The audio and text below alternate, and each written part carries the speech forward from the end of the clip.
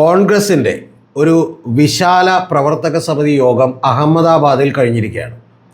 അപ്പോൾ ഇതിനെക്കുറിച്ച് രമേശ് ചെന്നിത്തലയൊക്കെ പറഞ്ഞത് ഗുജറാത്തിലെ അഹമ്മദാബാദിൽ വെച്ച് ഈ സമ്മേളനം നടത്തിയതുകൊണ്ട് പുലിമടയിൽ ചെന്ന് പുലിയെ വെല്ലുവിളിക്കാൻ പോകുന്നു എന്നുള്ള നിലക്കാണ്. അതായത് ഗുജറാത്തിൽ വെച്ച് തന്നെ ഇത്ര വലിയൊരു വിശാലമായിട്ടുള്ള പ്രവർത്തക സമിതി യോഗം വിളിച്ചു. അവിടെ അവർ BJPയെ നേരിടാൻ ഒരുക്കുന്നു എന്നുള്ളതാണ് വളരെ നല്ല കാര്യം. പക്ഷേ ഇതിനും അപ്പുറത്തേക്ക് കോൺഗ്രസിൻ്റെ അടിസ്ഥാനപരമായിട്ട് കോൺഗ്രസ് നേരിടുന്ന പ്രശ്നങ്ങൾ എന്താണ് എന്നുള്ളതാണ് ഈ വീഡിയോയിലൂടെ ചർച്ച ചെയ്യുന്നത്. ഈ അഹമ്മദാബാദ് സമ്മേളനത്തെ ഞാനൊട്ടും വില കുറച്ച് കാണുന്നില്ല. തീർച്ചയായിട്ടും അവരുടെ ഒരു ഭാവി പദ്ധതികൾ രൂപീകരിക്കുന്നതിൽ ഒരു 30% അവർ ഈ അഹമ്മദാബാദ് സമ്മേളനത്തിലൂടെ വിജയിച്ചിട്ടുണ്ട് എന്നാണ് ഞാൻ കരുതുന്നത്. പക്ഷേ അവരുടെ മുമ്പിലുള്ള വെല്ലുവിളികൾ വളരെ കടുത്തതാണ്. അത് BJPയെ മറികടക്കണമെങ്കിൽ എന്ത് ചെയ്യണം എന്നുള്ളത് കൂടി വളരെ കൃത്യമായിട്ടുള്ള ഫാക്ട്സുകളുടെയും ഫിഗേഴ്സിൻ്റെയും അടിസ്ഥാനത്തിൽ നിങ്ങളോട് എക്സ്പ്ലെയിൻ ചെയ്യുകയാണ്. ഒന്നാമത്തെ കാര്യമെന്ന് പറയുന്നത്, ഈ സമ്മേളനത്തിൽ പങ്കെടുത്തത് 1700 പേരാണ്, ഏതാണ്ട് 1700 പേരാണ്. അപ്പോൾ 1700 പേരിൽ പങ്കെടുത്ത ഈ പറയുന്ന AICCയുടെ വിശാല പ്രവർത്തക സമ്മേളനത്തിൽ അതിൻ്റെ ദൗർബല്യം വിളിച്ചു തോന്നുന്ന ഒരു കണക്ക് ആദ്യമേ തന്നെയുണ്ട്. കാരണം കേരളത്തിൽ നിന്നാണ് 169 പേർ പങ്കെടുത്തത്. അതായത് അഖിലേന്ത്യാ തലത്തിൽ പങ്കെടുക്കേണ്ട 1700 പേരുടെ ഏതാണ്ട് 9.94%, നമുക്കൊരു 10% എടുക്കാം. ആ 10% ആളുകൾ കേരളത്തിൽ നിന്നായിരുന്നു എന്ന് പറഞ്ഞാൽ നിരവധി സംസ്ഥാനങ്ങളിൽ കോൺഗ്രസ്സിന് അത്ര വലിയ സംഘടനകളില്ല എന്ന് ചുരുക്കം. അപ്പോൾ അതുകൊണ്ടാണ് കേരളം പോലെ 3.5 കോടി മാത്രം, അതായത് ഇന്ത്യൻ ജനസംഖ്യയുടെ 140 കോടിയിൽ വളരെ ചെറിയ ശതമാനം മാത്രം കോൺട്രിബ്യൂട്ട് ചെയ്യുന്ന 3.5 കോടി ജനങ്ങളിൽ നിന്ന് ഏതാണ്ട് 169 പേർ, 10%-ഓളം ആളുകൾ അവിടെ എത്തിയിട്ടുള്ളത് എന്ന് നമുക്കറിയാം. അപ്പോൾ ഇത്തരത്തിൽ ഉള്ള ഒരു സംഭവം എന്തുകൊണ്ടായി എന്ന് ചോദിച്ചാൽ, കേരളം പോലെയുള്ള സ്ഥലങ്ങളിൽ അത് വലിയ തോതിൽ നിലനിൽക്കുകയും മറ്റ് നിരവധി സ്ഥലങ്ങളിൽ നിലനിൽക്കാതിരിക്കുകയും ചെയ്തു എന്നുള്ളതാണ് വാസ്തവം. ഇന്ത്യയിൽ തന്നെ 750-ലധികം വരുന്ന ജില്ലകൾ എടുത്തു വെച്ചാൽ ആ ജില്ലകളിൽ പലതിലും കോൺഗ്രസിന് സംഘടനാ സംവിധാനങ്ങളില്ല, ഒരു പകുതിയോളം എന്നുള്ളത് വാസ്തവമായിട്ടുള്ളൊരു കാര്യമാണ്. അപ്പോൾ അതുകൊണ്ട് കോൺഗ്രസിൻ്റെ മുമ്പിലുള്ളത് വലിയ വെല്ലുവിളിയാണ്. ആ വെല്ലുവിളിയിലേക്ക് കടക്കുന്നതിന് മുമ്പ് നയപരമായ തീരുമാനങ്ങളിൽ കോൺഗ്രസ് ചില തിരുത്തലുകൾ വരുത്തിയിട്ടുണ്ട്. ആ തിരുത്തലുകൾ നമുക്കൊന്ന് പറഞ്ഞിട്ട് അടുത്ത സംഘടനയിലേക്ക് പോകാം. അത് ഏറ്റവും പ്രധാനപ്പെട്ട തിരുത്തലുകളാണ്. അതൊന്ന്, കോൺഗ്രസിൻ്റെ രാഹുൽ ഗാന്ധി എന്ന് പറയുന്ന ഇപ്പോൾ അനിഷേധ്യനായ നേതാവ്, അദ്ദേഹം നേരത്തെ തന്നെ ഒരു പ്രസംഗത്തിൽ ഇതിനു മുമ്പുള്ള കോൺഗ്രസിൻ്റെ ഒരു സമ്മേളനത്തിൽ അദ്ദേഹം സൂചിപ്പിക്കുകയുണ്ടായി. കാരണം കോൺഗ്രസിൻ്റെ ഭരണകാലത്ത് പറ്റിയിട്ടുള്ള ചില തെറ്റുകളെക്കുറിച്ച്. അതിൻ്റെ ഏറ്റവും പ്രധാനപ്പെട്ട കാര്യം അദ്ദേഹം പറഞ്ഞത്, അതൊരു വോട്ട് ബാങ്ക് പൊളിറ്റിക്സിൻ്റെ കൂടി ഭാഗമാണ്, പക്ഷേ എങ്കിൽ പറഞ്ഞത് സത്യമാണ്. അത് ഇന്ത്യയിൽ 70%-ഓളം വരുന്ന അതർ ബാക്ക്വേർഡ് ക്ലാസസിനെയും OBCയെയും SC/ST-കാരെയും ഗോത്രവർഗ്ഗക്കാരും അടക്കമുള്ള ഒരു കമ്മ്യൂണിറ്റിയെ അഡ്രസ് ചെയ്യുന്നതിൽ കോൺഗ്രസ് പരാജയപ്പെട്ടു എന്നാണ്. അങ്ങനെ പരാജയപ്പെട്ടതുകൊണ്ടാണ് യഥാർത്ഥത്തിൽ BJPക്ക് വലിയ തോതിൽ വളർച്ചയുണ്ടായതെന്നും അവരുടെ ഉന്നമനം സാധ്യമാക്കാത്തത് കൊണ്ടാണ് BJPയുടെ ഐഡിയോളജി അവരിലേക്ക് എത്തിക്കാൻ കഴിഞ്ഞതും BJPക്ക് അധികാരത്തിലെത്താൻ കഴിഞ്ഞതും എന്ന് പറയുന്ന ഒരു തിരിച്ചറിവ് കൃത്യമായിട്ട് അദ്ദേഹത്തിനുണ്ടായിട്ടുണ്ട്. അതുകൊണ്ട് അദ്ദേഹം പറയുന്ന ഒരു കാര്യമെന്ന് പറയുന്നത് 70% സംവരണം ഇന്ത്യയിൽ ഏർപ്പെടുത്തണമെന്നാണ്. അതായത് അതർ ബാക്ക്വേർഡ് ക്ലാസസിനും നേരത്തെ പറഞ്ഞ ഷെഡ്യൂൾഡ് ട്രൈബ്, ഷെഡ്യൂൾഡ് കാസ്റ്റും ഗോത്രവർഗ്ഗക്കാർക്കും വേണ്ടിയുള്ള ഇന്ത്യയിലെ ഏറ്റവും വലിയ ജനവിഭാഗത്തിനെ അഡ്രസ്സ് ചെയ്യുകയും അവർക്ക് വേണ്ടിയിട്ടുള്ള സംവരണം ഏർപ്പെടുത്തണം എന്നുമാണ് അദ്ദേഹം പറഞ്ഞിട്ടുള്ളത്. അതിൽ അദ്ദേഹം കടന്നുകൈ ഒരു കാര്യം കൂടി പറഞ്ഞിട്ടുണ്ട്. കാരണം അവർ പറയുന്നത് പ്രൈവറ്റ് മേഖലകളിൽ കൂടി ഇത്തരത്തിലുള്ള 50% സംവരണമെങ്കിലും ഏർപ്പെടുത്തണമെന്നാണ്. ഇത് പറയുമ്പോൾ നിങ്ങളൊന്ന് ആലോചിക്കണം. മണ്ഡൽ കമ്മീഷൻ റിപ്പോർട്ട് നടപ്പിലാക്കുന്നതിനെ എതിർത്തുകൊണ്ട് ഒരു കാലത്ത് വലിയ തോതിലുള്ള പ്രക്ഷോഭങ്ങൾ നടന്നപ്പോൾ അതിൻ്റെ മുൻപന്തിയിൽ നിന്നത് BJP ആയിരുന്നുവെങ്കിൽ ഏറ്റവും ഒടുവിൽ അതിനെ ഈ പറയുന്ന പ്രക്ഷോഭങ്ങളെ പ്രക്ഷോഭത്തിന് അനുകൂലിച്ചില്ലെങ്കിൽ പോലും യഥാർത്ഥത്തിൽ മണ്ഡൽ കമ്മീഷൻ റിപ്പോർട്ട് നടപ്പാക്കുന്നതിനെതിരെ ഒരു നിലപാടെടുത്ത പാർട്ടി കൂടിയാണ് കോൺഗ്രസ് ആ തെറ്റ് തിരുത്തുന്നു എന്ന് പറഞ്ഞാൽ, നയപരമായി ഒരു ഹിന്ദുത്വ ഐഡിയോളജിയെ നേരിടാനുള്ള ആയുധങ്ങളിലേക്ക്, അതായത് ജാതി സെൻസസുകളിലേക്ക് ഹിന്ദുക്കളിൽ തന്നെയുള്ള മഹാഭൂരിപക്ഷം പേർക്കും ഈ ഹിന്ദു ഐക്യം എന്ന് പറയുന്നത് തട്ടിപ്പാണെന്നും അവർക്ക് വേണ്ട വിധത്തിലുള്ള പ്രാതിനിധ്യം ഇന്ത്യയിൽ കിട്ടിയിട്ടില്ല എന്നും പറയുന്ന ഒരു കാര്യത്തിലേക്ക് രാഹുൽ ഗാന്ധി എത്തിയിരിക്കുന്നു. ഇതിൻ്റെ ഭാഗമായിട്ടാണ് നമുക്കറിയാം നിർമ്മല സീതാരാമൻ്റെ ഈ പറയുന്ന ഹൽവ സെറിമണി, അതായത് ബജറ്റ് തയ്യാറാക്കുന്നതിന് മുമ്പുള്ള ഹൽവ തയ്യാറാക്കുന്ന സെറിമണിയിൽ പോലും ദളിതനോ അല്ലെങ്കിൽ ആദിവാസികളോ അല്ലെങ്കിൽ അതർ ബാക്ക്വേർഡ് ക്ലാസ്സുകളിലുള്ള ആരുമില്ല എന്നുള്ളത് രാഹുൽ ഗാന്ധി ഉന്നയിച്ചത്. ഇത് വളരെ ഗുരുതരമായൊരു പ്രശ്നമാണ്. ഇതുകൊണ്ടാണ് രാഹുൽ ഗാന്ധി പറഞ്ഞത് 90ഓളം വരുന്ന ഇന്ത്യൻ ക്യാബിനറ്റിലെ സെക്രട്ടറിമാരിൽ 3 പേർ മാത്രമാണ് ബാക്ക്വേർഡ് ക്ലാസ്സുകളിലുള്ളത് എന്ന് പറഞ്ഞത്. ഇതെല്ലാം തന്നെ വലിയ തോതിൽ ഈ പറയുന്ന ഹിന്ദുത്വ ഐഡിയോളജിയുടെ അടിത്തറ ഇളക്കാൻ പോകുന്ന ഒരു കാര്യം. ആ ഹിന്ദുത്വക്കിടക്ക് അല്ലെങ്കിൽ ഹിന്ദുക്കളെല്ലാം കൂടി ഏകീകരിക്കുന്നതിനിടക്ക് ആ ഏകീകരിക്കുന്നതിൻ്റെ ഗുണം ഈ പറയുന്ന ബ്രാഹ്മണരായിട്ടുള്ള റെഡ്മാരായിട്ടുള്ള നിരവധി ഉന്നത കുലജാതർ എന്നൊക്കെ ആളുകൾ സോക്കോൾഡ് വിശേഷിപ്പിക്കുന്ന ആളുകൾക്ക് മാത്രമേ കിട്ടിയിട്ടുള്ളൂ എന്നും അതിലെ അതർ ബാക്ക്വേർഡ് ക്ലാസ്സുകളും അതുപോലെ തന്നെ ഷെഡ്യൂൾഡ് കാസ്റ്റുകളും ഷെഡ്യൂൾഡ് ട്രൈബുകളും ഗോത്രവർഗ്ഗക്കാരുമൊക്കെ അവഗണിക്കപ്പെടുകയായിരുന്നു എന്നും അവരെ കൂട്ടുപിടിച്ചുകൊണ്ടാണ് ഞങ്ങൾ മുന്നേറാൻ പോകുന്നതെന്ന് പറഞ്ഞതിൻ്റെ ആദ്യത്തെ രാഷ്ട്രീയ വിജയമാണ് ഉത്തർപ്രദേശിൽ കണ്ടത്. ആ ഉത്തർപ്രദേശിൽ ഈ ഭരണഘടന കൂടി മാറ്റുകയും ഈ പറയുന്ന ഞങ്ങൾക്കുള്ള സംവരണം എടുത്ത് മാറ്റപ്പെടുകയും ചെയ്യുമോ എന്നുള്ള ഭയത്തിൽ നിന്നാണ് ആളുകൾ തീർച്ചയായും ഉത്തർപ്രദേശിൽ BJPക്ക് വലിയ അടി കൊടുത്തത്. യഥാർത്ഥത്തിൽ അതൊന്ന് ഉയർത്തിക്കാട്ടിയപ്പോൾ തന്നെ 2 ജോഡോ യാത്രകൾ നടത്തിയപ്പോൾ തന്നെ കോൺഗ്രസിനുണ്ടായിരുന്ന വോട്ട് ഷെയറുകളിൽ വലിയ വർധനവുണ്ടായി എന്നുള്ളതാണ് വാസ്തവം. ആ വലിയ വർധനകൾ കൊണ്ടാണ് നിലവിലുണ്ടായിരുന്ന സീറ്റുകൾ 50-ലധികം വരുന്ന സീറ്റുകൾ ഏതാണ്ട് 99 സീറ്റുകളായി ലോക്സഭയിലേക്ക് ഉയർത്താൻ കോൺഗ്രസിന് കഴിഞ്ഞത്. അത് കോൺഗ്രസിൻ്റെ ഒരു വലിയ വിജയമാണ്. പക്ഷേ ഇങ്ങനെ ഒരു വലിയ വിജയം കോൺഗ്രസിന് ഉണ്ടായിക്കൊണ്ടിരിക്കുന്നതിൽ നിന്ന് പാഠം പഠിച്ചിട്ടുണ്ട് രാഹുൽ ഗാന്ധിയും അതുപോലെ കോൺഗ്രസ് നേതൃത്വവും എന്നുള്ളത് വളരെ ശുഭകരമായ കാര്യമാണെങ്കിൽ പോലും കീഴടക്കാനുള്ളത് ഒരു മലയാണ്, വലിയ വെല്ലുവിളിയാണ് മുന്നിൽ നിൽക്കുന്നത് എന്നുള്ളത് രാഹുൽ ഗാന്ധിയും കോൺഗ്രസും ഒക്കെ എത്രമാത്രം മനസ്സിലാക്കിയിട്ടുണ്ട് എന്നുള്ളതിൽ എനിക്ക് സംശയമുണ്ട്. അതിന് കാരണം ഇത് ഒരു മെസ്സേജ് ഉണ്ടാവുക എന്നുള്ളത് മാത്രമല്ല, നമുക്ക് പറയാൻ ഒരു ഐഡിയോളജി ഉണ്ടാവുക എന്നുള്ളത് മാത്രമല്ല, പകരം അത് പ്രചരിപ്പിക്കാൻ കഴിയുന്ന ഒരു മെഷീനറി, അതായത് പാർട്ടി സംഘടനാ സംവിധാനം എവിടെ എത്തി നിൽക്കുന്നു എന്നുള്ളത് ആലോചിക്കുമ്പോഴാണ് ഞാൻ നേരത്തെ പറഞ്ഞതുപോലെ 1700 പേർ പങ്കെടുക്കുന്ന AICCയുടെ വിശാല പ്രവർത്തക സമിതിയിൽ 169 പേർ 10% ഈ കൊച്ചു കേരളത്തിൽ നിന്നായി മാറുന്നത് എങ്ങനെയെന്ന് ചോദിച്ചാൽ മറ്റ് സ്ഥലങ്ങളിലുള്ള സംഘടനാ പ്രവർത്തനം എങ്ങനെ നടക്കുന്നു എന്ന് കാണാം. 780ഓളം വരുന്ന ജില്ലകളിൽ തീർച്ചയായിട്ടും പകുതിയോളം വരുന്ന ജില്ലകളിൽ കോൺഗ്രസിന് സംഘടനാ സംവിധാനമില്ലെന്ന് കാണാം. അത് വെച്ചുകൊണ്ട് വേണം ഒരു വലിയ ഹെർക്കൂലിയൻ ടാസ്കിന് കോൺഗ്രസ് മുന്നിട്ടിറങ്ങേണ്ടത്. ഇനി ചില കണക്കുകൾ കൂടി നിങ്ങളോട് പറയാം. കോൺഗ്രസ് നേട്ടമുണ്ടാക്കിയത് എങ്ങനെ, കോൺഗ്രസിന് മറികടക്കാൻ BJPയെ തോൽപ്പിക്കണമെങ്കിൽ എവിടെ വരെ പോകണമെന്ന്. 2019 കോൺഗ്രസിന് കിട്ടുന്നത് 19.44% വോട്ടാണ്. എന്ന് പറഞ്ഞാൽ കൃത്യമായി പറഞ്ഞാൽ 11,94,00,000 വോട്ടാണ്. അതായത് ഇന്ത്യയിൽ വോട്ട് ചെയ്യുന്ന ഏതാണ്ട് 65 കോടിയിൽ പരം ജനങ്ങളിൽ കൃത്യമായി പറഞ്ഞിട്ടുണ്ടെങ്കിൽ 99 കോടിയോളം വരുന്ന ജനങ്ങൾക്ക് വോട്ടവകാശമുണ്ട്. പക്ഷേ ഏതാണ്ട് 65 കോടിയൊക്കെയാണ് ആളുകൾ വോട്ട് ചെയ്യുന്നത്. ആ വോട്ട് ചെയ്യുന്നതിൽ വെറും 11.94 കോടി, നമുക്ക് 12 കോടി എന്ന് എടുക്കാം. ആ 12 കോടി ജനങ്ങളാണ് കോൺഗ്രസിന് വോട്ട് ചെയ്തത്. അതിൽ 19.44%, ഏതാണ്ട് 20% താഴെയാണ് അവർക്ക് വോട്ടുകൾ കിട്ടിയത്. അതേസമയം 2019 BJPക്ക് കിട്ടിയ വോട്ടുകൾ എന്ന് പറയുന്നത് പെർസെൻറ്റേജ് എന്ന് പറയുന്നത് 37.77%. 37.77%, 38% വോട്ടുകളാണ് അവർക്ക് കിട്ടിയ. വോട്ടുകളുടെ നമ്പർ എന്ന് പറയുന്നത് 22,90,00,000 വോട്ടുകളാണ്. എന്ന് പറഞ്ഞാൽ കോൺഗ്രസിന് കിട്ടിയതിനേക്കാൾ ഇരട്ടിയോളം വോട്ടുകളാണ് അവർക്ക് കിട്ടിയത് എന്ന് ചുരുക്കം. ഇതാണ് 2019 സംഭവിച്ചത്. പക്ഷേ എന്നിട്ടും 2024 BJPക്ക് നമുക്കറിയാം 63 സീറ്റുകൾ കുറഞ്ഞു, കോൺഗ്രസിന് 50ഓളം സീറ്റുകൾ കൂടി എന്നുള്ളത് നമുക്കറിയാം.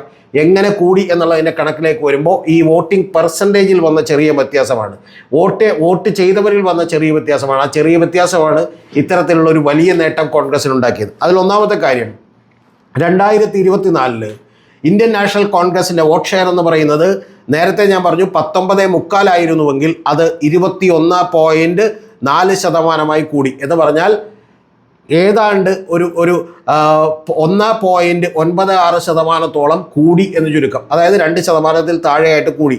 അപ്പോൾ അത്ര കൂടുതലുണ്ടായപ്പോൾ വോട്ടിലും വലിയ വർധനമുണ്ടായി. കഴിഞ്ഞ തവണ ഏതാണ്ട് 12 കോടിയോളം വരുന്ന ആളുകളാണ് വോട്ട് ചെയ്തതെങ്കിൽ ഇത്തവണ 13.67 കോടിയോളം വരുന്ന ആളുകൾ അവർക്ക് വോട്ട് ചെയ്തു. അതായത് അത്ര വലിയ ഏതാണ്ട് 2 കോടിയിൽ താഴെ ഏതാണ്ട് 1,70,00,000 വരുന്ന ആളുകൾ കൂടുതലായി കോൺഗ്രസിന് വോട്ട് ചെയ്തു. ആ വോട്ട് ചെയ്തത് കൊണ്ട് വോട്ടിംഗ് പെർസെൻറ്റേജിൽ ഒരു 2% താഴെ മാത്രം വർധനവുണ്ടായതുകൊണ്ട് ഉണ്ടായ നേട്ടം എത്ര വലുതാണ് എന്നുള്ളത് കൃത്യമായിട്ടറിയാം. അത്തരത്തിൽ ആ പാർട്ടി ഒന്നുകൂടി ഒരു പടി കൂടി മുകളിലേക്ക് കയറിയിരിക്കുന്നു എന്നുള്ളതാണ് വാസ്തവം. ഇവിടെ പക്ഷേ BJPക്ക് വലിയ തോതിൽ ഡാമേജ് ഉണ്ടാക്കാൻ കഴിഞ്ഞു എന്ന് അവകാശപ്പെടാനാവില്ല. അതിൻ്റെ കാരണം 37% നിന്ന് 37.77% നിന്ന് 2019 കിട്ടിയ 37.77% നിന്ന് BJP 2024 വരുമ്പോൾ കുറഞ്ഞിട്ടുള്ളത് 36.93% എന്ന് പറഞ്ഞാൽ വെറും 0.84% മാത്രമേ കുറഞ്ഞിട്ടുള്ളൂ. പക്ഷെ അത് അഖിലേന്ത്യാ അടിസ്ഥാനത്തിലാണ്. അഖിലേന്ത്യാ അടിസ്ഥാനത്തിൽ അത് കുറയുമ്പോഴും നമ്മൾ കാണേണ്ട ഏറ്റവും വലിയ പ്രത്യേകത ടോട്ടൽ കിട്ടിയ വോട്ടുകൾ കൂടിയത് കിട്ടിയതിൽ, പക്ഷെ ആ കൂടുതൽ കിട്ടിയ വോട്ടുകളിൽ മെജോറിറ്റി വോട്ടുകൾ കോൺഗ്രസിന് പിടിക്കാൻ കഴിഞ്ഞു. പക്ഷേ അപ്പോഴും കഴിഞ്ഞ തവണ 2019 കിട്ടിയ 22.9 കോടി 22,90,00,000 വോട്ടുകളാണ് BJPക്ക് 2019 കിട്ടിയത്. 2024 വരുമ്പോൾ ആ വോട്ടുകൾ കൂട്ടാൻ അവർക്ക് കഴിഞ്ഞു. 23.59 കോടിയാണ് എന്ന് പറഞ്ഞാൽ 23,59,00,000 വരുന്ന വോട്ടുകളാണ് കിട്ടിയത്. ഏതാണ്ട് 1 കോടിയോളം വോട്ടുകൾ കൂട്ടി. പക്ഷെ എങ്കിൽ പോലും മൊത്തത്തിലുള്ള പെർസെൻറ്റേജിൽ കുറവ് വന്നു എന്നുള്ളത് നമുക്ക് കാണാം. ആ അത്തരത്തിലുള്ള 0.84% കുറവും കോൺഗ്രസിന് കിട്ടിയ ഏതാണ്ട് 1.9 വരുന്ന ശതമാനത്തിൻ്റെ കൂടുതലുമാണ് കോൺഗ്രസിനെ ഇരട്ടി വോട്ടുകളിലേക്കും അതുപോലെ തന്നെ BJPയെ 63 സീറ്റുകൾ കുറയുന്നതിലേക്കും എത്തിച്ചത് 303 നിന്ന് 240 ആക്കിയത് എന്ന് നമ്മൾ കാണണം. എന്ന് പറഞ്ഞാൽ കോൺഗ്രസിന് 13.5 കോടിയോളം വരുന്ന വോട്ടേഴ്സ് ഇപ്പോൾ വോട്ട് ചെയ്യുമ്പോൾ BJPക്ക് അത് 23 കോടിയാണ് എന്ന് കാണണം, 23.5 കോടിയാണെന്ന് കാണണം. എന്ന് പറഞ്ഞാൽ ഏതാണ്ട് 10 കോടിയോളം ആളുകളിലേക്ക് കൂടി BJP കൂടുതൽ വോട്ട് മേടിക്കുമ്പോൾ അവരിലേക്ക് കൂടി, അല്ലെങ്കിൽ അവരെ മറികടക്കണമെങ്കിൽ അത്രയും വലിയ വോട്ടുകളിലേക്ക് കൂടി കോൺഗ്രസ് എത്തിച്ചേരേണ്ടതുണ്ട്. അത്തരത്തിൽ എത്തിച്ചേരാൻ കഴിയുന്ന ഒരു സംഘടനാ സംവിധാനം കോൺഗ്രസിനുണ്ടോ എന്നുള്ളതാണ് പ്രശ്നം. ആ സംഘടനാ സംവിധാനം യഥാർത്ഥത്തിൽ ഇപ്പോൾ കോൺഗ്രസിനില്ല. ആ കോൺഗ്രസിന് ഇല്ലാത്തത് കൊണ്ട് തന്നെ കോൺഗ്രസ് ചില കാര്യങ്ങൾ പുതിയതായിട്ട് അഡോപ്റ്റ് ചെയ്തിട്ടുണ്ട്. അത് നല്ലതാണ്. ഉദാഹരണത്തിന് പ്രശാന്ത് കിഷോർ കഴിഞ്ഞ വർഷങ്ങൾക്ക് മുമ്പ് പ്രശാന്ത് കിഷോർ ഒരു 4-5 തവണ കൃത്യമായി കോൺഗ്രസിൻ്റെ നേതൃത്വങ്ങളായി നിരവധി തവണ ചർച്ചകൾ നടത്തുകയും ഒരു 5 റൗണ്ട് ചർച്ചകൾ നടത്തുകയും എങ്ങനെയാണ് കോൺഗ്രസിനെ റിജുവിനേറ്റ് ചെയ്യുക, ഒരു ലോങ് ടേമിലേക്ക് എന്ന പ്ലാൻ കൊടുക്കുകയൊക്കെ ചെയ്തിരുന്നു. പക്ഷേ അദ്ദേഹത്തിന് പിന്നെ അത് അഖിലേന്ത്യാ ജനറൽ സെക്രട്ടറി സ്ഥാനം അദ്ദേഹം ചോദിച്ചു എന്നും വലിയ തുകകൾ ചോദിച്ചു എന്നുള്ളൊക്കെയുള്ള വലിയ തോതിലുള്ള പല കാര്യങ്ങളുമൊക്കെ കേട്ടിരുന്നു. പക്ഷെ എങ്കിൽ പോലും അദ്ദേഹത്തിന് ആ ചുമതല കിട്ടിയില്ല. പകരം അതിൽ നിന്നുള്ള ചില കാര്യങ്ങൾ കോൺഗ്രസ് ഇപ്പം നടപ്പിലാക്കാൻ തുടങ്ങിയിരിക്കുന്നു. അതിൻ്റെ ഭാഗമായിട്ട് ജില്ലാ പ്രസിഡന്റുമാരെ എല്ലാവരെയും തന്നെ AICC നിയമിക്കുകയും AICCകൾ അത് അഖിലേന്ത്യാ നേതൃത്വം അത് കൃത്യമായി മോണിറ്റർ ചെയ്യാനായിട്ട് സുനിൽ കനകോലുവിൻ്റെ പോലെയുള്ള ഞങ്ങളെപ്പോലെയൊക്കെയുള്ള ചില പൊളിറ്റിക്കൽ സ്ട്രാറ്റജിസ്റ്റുകളൊക്കെ തന്നെ നിയമിക്കുകയും അവർ കൃത്യമായി പരിപാടികളിൽ പങ്കെടുക്കുന്നതിനെയും മറ്റേ അറ്റൻഡൻസും അടക്കം എല്ലാ കാര്യങ്ങളും കൃത്യമായി മോണിറ്റർ ചെയ്യുകയും ചെയ്തുകൊണ്ടിരിക്കുന്നു.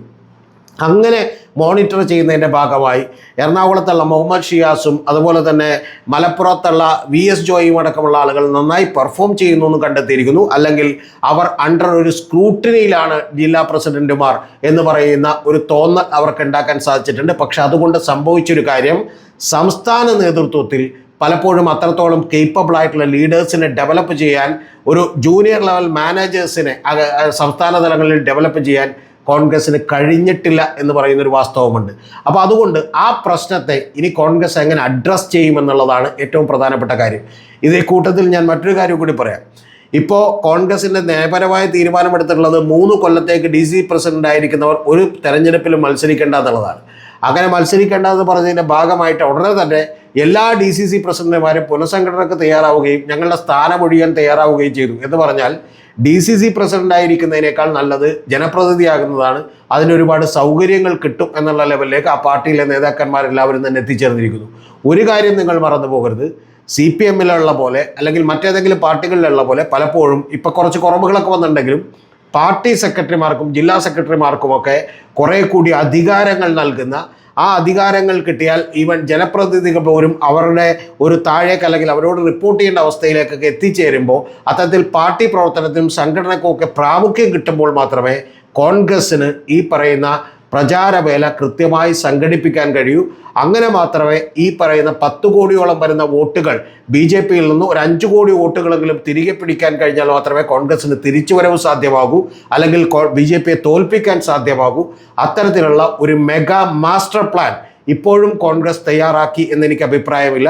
അതിൻ്റെ പ്രധാനപ്പെട്ട കാരണം ഒരു സെൻട്രലൈസ്ഡ് ലീഡർഷിപ്പും അതിൻ്റെ കൃത്യമായ അവരുടെ വാദങ്ങളും അവരുടെ ഈ പറയുന്ന പോലെ അഭിപ്രായങ്ങളും മാത്രം പല സുനിൽ കനകോലടക്കമുള്ള പല സ്ട്രാറ്റജിസ്റ്റുകളുടെയും കാര്യങ്ങൾ കൃത്യമായി താഴെയിലേക്ക് എത്തിക്കുകയും ചെയ്യുക എന്ന് പറയുന്നൊരു പണിയാണ് കോൺഗ്രസ് നേതൃത്വം ചെയ്യുന്നത്. പക്ഷേ ഇതിൽ ചെറിയ ചെറിയ വ്യത്യാസങ്ങൾ കൂടി വരുത്തിയാൽ സംഘടനയെ കൃത്യമായി റീബിൽഡ് ചെയ്യാൻ കഴിഞ്ഞാൽ അത്ഭുതങ്ങൾ കാണിക്കാൻ കോൺഗ്രസ്സിന് കഴിയും. അത് യഥാർത്ഥത്തിൽ BJPയെ കൂടി പേടിപ്പെടുത്തുന്നുണ്ട്. ഞാൻ മറുനാടനിൽ 2 വീഡിയോകൾ ചെയ്തിരുന്നു ഒരു തവണ. അത് രാജ്യസഭയിൽ നരേന്ദ്രമോദി നടത്തിയിട്ടുള്ള ഒരു പ്രസംഗത്തെക്കുറിച്ചാണ്, അതുപോലെ തന്നെ ലോക്സഭയിൽ നടത്തിയിട്ടുള്ള പ്രസംഗത്തെക്കുറിച്ചാണ്. ഈ 2 പ്രസംഗങ്ങളെക്കുറിച്ച് ഞാൻ വീഡിയോ ചെയ്തപ്പോൾ ആ 2 പ്രസംഗങ്ങളിലും നരേന്ദ്രമോദി പറഞ്ഞത്, നിങ്ങളുടെ കടയിൽ പഴയ സാധനങ്ങൾ തന്നെ വെച്ചുകൊണ്ടിരിക്കരുത്, പുതിയ പുതിയ പ്രൊഡക്റ്റുകൾ ഉണ്ടാക്കണം, അത്തരത്തിൽ പുതിയ പുതിയ സാധനങ്ങൾ വിൽക്കാൻ തുടങ്ങണം, അങ്ങനെയാണെങ്കിൽ മാത്രമേ ജനത്തിന് ആകർഷിക്കാൻ കഴിയൂ. അതുകൊണ്ട് നിങ്ങൾ പഴയ കട തുറന്നു വെച്ചുകൊണ്ടിരിക്കുകയാണ് എന്ന് പറഞ്ഞ് രാഹുൽ ഗാന്ധിയെ യഥാർത്ഥത്തിൽ പുച്ഛിക്കുകയും പരിഹസിക്കുകയൊക്കെ ചെയ്തു. പക്ഷേ രാഹുൽ ഗാന്ധിയൊക്കെ ആ ഉപദേശം ഏറ്റെടുത്തുകൊണ്ട് അല്ലെങ്കിൽ കേട്ടുകൊണ്ട് കുറേ കൂടി ഈ പറയുന്ന കോൺഗ്രസ് പാർട്ടിയെ റിജുവിനേറ്റ് ചെയ്യാനുള്ള ശ്രമങ്ങൾക്ക് തുടക്കമിട്ടിരിക്കുന്നു. അതിൻ്റെ ഭാഗമായി 2024 വലിയ വിജയം അവർ കണ്ടു, അല്ലെങ്കിൽ വലിയ തിരിച്ചടി BJPക്ക് കൊടുക്കാൻ പറ്റി. പക്ഷേ സംസ്ഥാന നിയമസഭകളിലേക്ക് വന്നപ്പോൾ അത് നിലനിർത്താൻ കഴിഞ്ഞില്ല. മഹാരാഷ്ട്രയിലും ഹരിയാനയിലുമൊക്കെ വളരെ പരിതാപകരമായ അവസ്ഥയിലേക്ക് കോൺഗ്രസ് പോയി എന്ന് നമുക്കറിയാം. അതുകൊണ്ട് തന്നെ ഇനി കോൺഗ്രസ് ശ്രദ്ധിക്കേണ്ട ഒരു കാര്യം, വലിയൊരു ഐഡിയോളജി മുന്നോട്ട് വെച്ചിരിക്കുന്നു. അത് യഥാർത്ഥത്തിൽ BJPയെ തകർക്കാൻ പറ്റുന്ന ഒരു വജ്രായുധമാണ് ജാതി സെൻസസും ജാതിപരമായിട്ടുള്ള സംവരണവും. ഒരു സംശയവുമില്ല, അത് യഥാർത്ഥത്തിൽ ഏകീകരിക്കാൻ നോക്കിക്കൊണ്ടിരിക്കുന്ന ഹിന്ദു സമുദായത്തെ തന്നെ വലിയ തോതിൽ അതുപോലെ ചിന്തിക്കാൻ പ്രേരിപ്പിക്കുന്ന ഒരു കാര്യമാണ് എന്നുള്ള കാര്യത്തിൽ സംശയമില്ല. പക്ഷേ ഇതോടൊപ്പം തന്നെ നിലവിലുള്ള വിവിധ NGOകളൊക്കെ തന്നെ കൂട്ടുപിടിച്ചുകൊണ്ട് വലിയ തോതിലുള്ള വിശാലമായൊരു പ്ലാറ്റ്ഫോം ബിൽഡ് ചെയ്തുകൊണ്ട് കോൺഗ്രസ് വളരെ കൃത്യമായി ശ്രമിച്ചാൽ അത്ഭുതങ്ങൾ സൃഷ്ടിക്കാൻ കോൺഗ്രസിന് കഴിയും. അതിന് കോൺഗ്രസ് തുടക്കമിട്ടു എന്നുള്ളതാണ് ഞാൻ വിചാരിക്കുന്നത്. പക്ഷേ സംഘടന എങ്ങനെ ബിൽഡ് ചെയ്യും എന്നുള്ളൊരു കാര്യത്തിലാണ് വലിയ കൺഫ്യൂഷൻ ഉള്ളത്. ആ കൺഫ്യൂഷൻ കൂടി മാറ്റിക്കൊണ്ട് അതിന് കൃത്യമായ പ്ലാനും അതിൽ ലോക്കലായിട്ടുള്ള മാനേജേഴ്സിനെയും അടക്കം ഡിസ്ട്രിക്ട് ലെവലും അതുപോലെ സംസ്ഥാന തലത്തിലുള്ള മാനേജേഴ്സിനടക്കം കൃത്യമായി ഡെവലപ്പ് ചെയ്യാൻ കഴിഞ്ഞാൽ DK ശിവകുമാറിനെയും സിദ്ധരാമയ്യയും പോലെയുള്ള ആളുകളെ കർണാടകത്തിൽ കണ്ടെത്തിയതുപോലെ ഓരോ സംസ്ഥാനങ്ങളിലും കണ്ടെത്താൻ കഴിഞ്ഞാൽ വലിയ അത്ഭുതങ്ങൾ കോൺഗ്രസിന് സംഭവിപ്പിക്കാൻ കഴിയും. അതിൻ്റെ തുടക്കമാണ് ഇപ്പോൾ അഹമ്മദാബാദിൻ്റെ പാർട്ടി സമ്മേളനത്തിൽ കണ്ടത് എന്ന് ഞാൻ വിചാരിക്കുന്നു. എന്താണെങ്കിലും ഇതാണ് കൃത്യവും വ്യക്തവുമായ എൻ്റെ വിലയിരുത്തൽ. കോൺഗ്രസ് നേതാക്കന്മാർ കണ്ണ് തുറന്ന് കാണുകയും ചെവി തുറന്ന് കേൾക്കുകയും ചെയ്യട്ടെ. മനസ്സു തുറന്നവർ തീർച്ചയായും ഇതെല്ലാം തന്നെ അംഗീകരിക്കുകയും ചെയ്യുന്ന ഒരു കാലം വരട്ടെ എന്ന് പ്രത്യാശിക്കുന്നു.